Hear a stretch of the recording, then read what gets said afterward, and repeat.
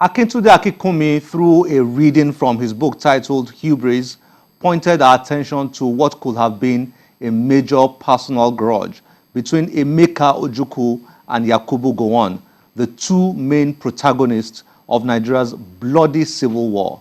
The author then went on to share his views on the 1966 coups in Nigeria. Enjoy this.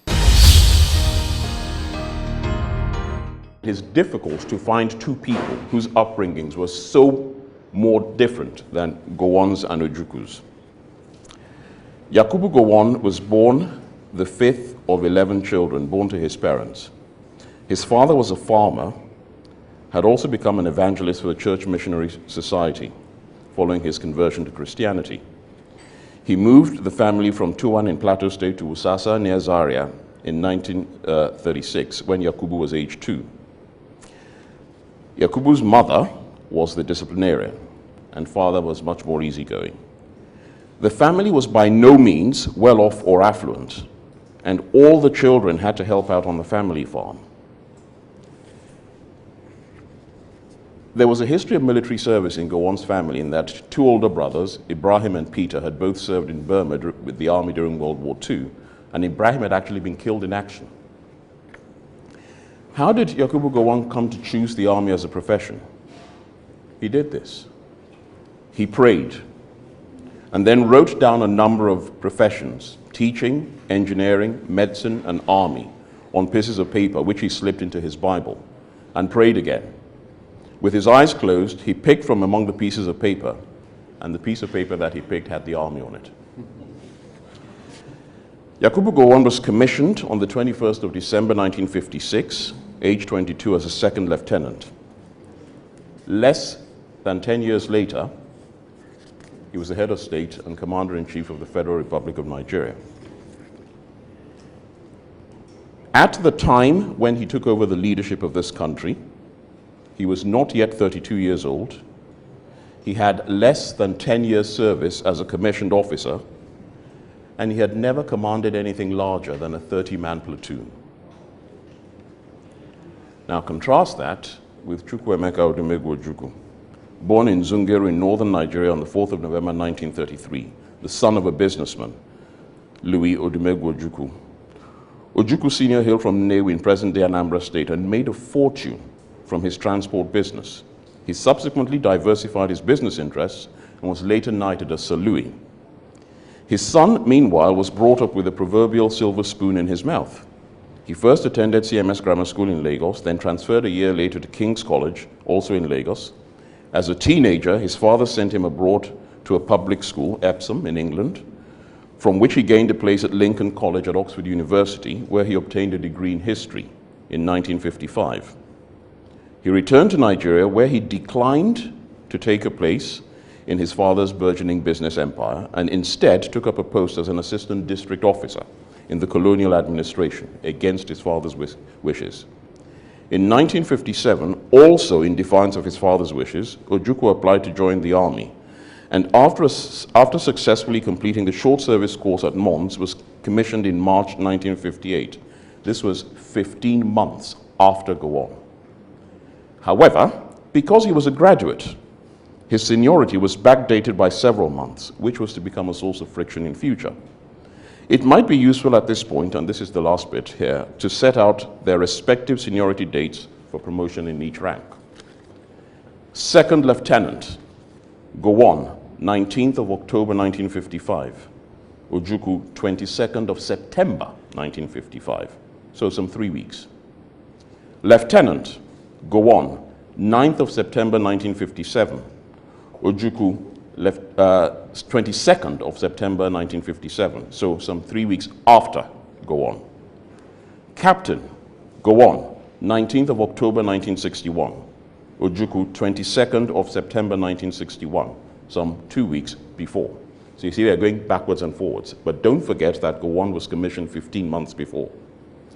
Major, Gowon, 9th of March 1963.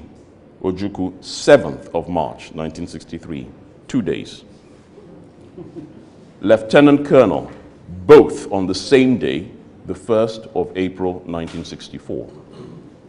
If 1 million Nigerians died as a result of two people bickering over seniority dates, I think you will agree that not only was that a complete and utter futile waste of life in the way General Adebayo described, but actually has no basis in reality at all.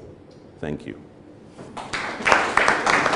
Now, one outstanding thing about his book is that almost all the major players in Nigerian politics today, the leaders, were part of the 1966 coup. That's incredible. So, I'd like to hear your take. In relation to,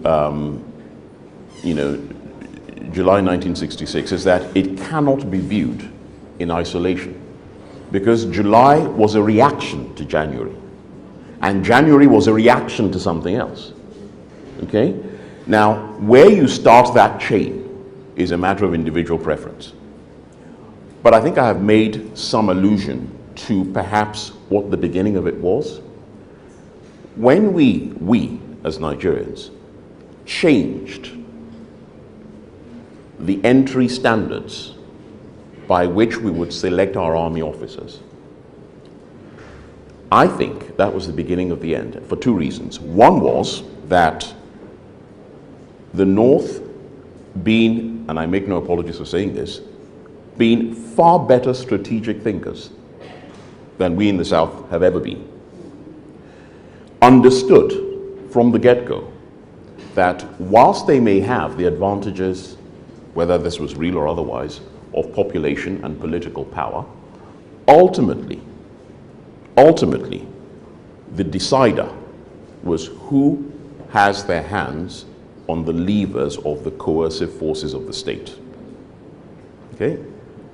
And because they understood that, it was a very concerted attempt and effort on their part to encourage and get and drive their people to join the army.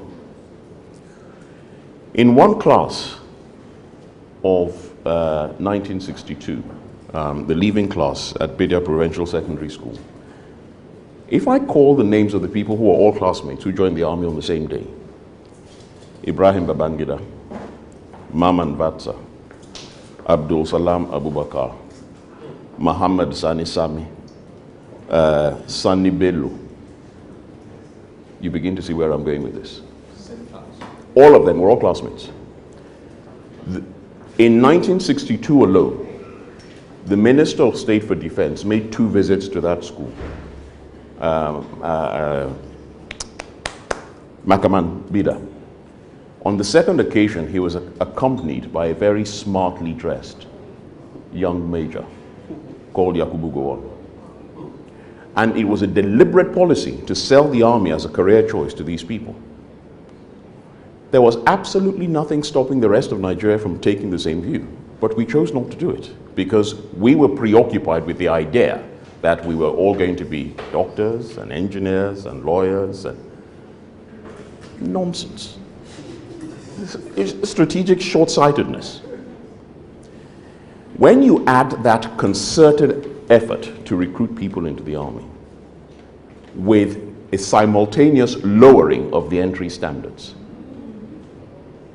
then are you really surprised that the people who were the second lieutenants and lieutenants in July 1966 became the majors and lieutenant colonels of July 1975, became the colonels and brigadiers of December 1983, and the major generals of August 1985? Same people. That is what is called strategic foresight. There are certainly a lot of things to learn from Nigeria's fascinating history. We'll be showing you the last part of this series next week, so you might want to look out for that. The judges for our national essay competition for senior secondary school students are hard at work trying to come up with a short list of 10 finalists. From the 10, the best 3 will be chosen after a final session that will take place at Channels Television, Lagos next week. We'll be announcing the eventual winners of the contest on the next episode of this program, so look out for that. As always, we'll be happy to get your feedback through any of our social media platforms displayed on your screen. I am Olakunle Kasumo. Remember, one great book can change your life. Bye-bye.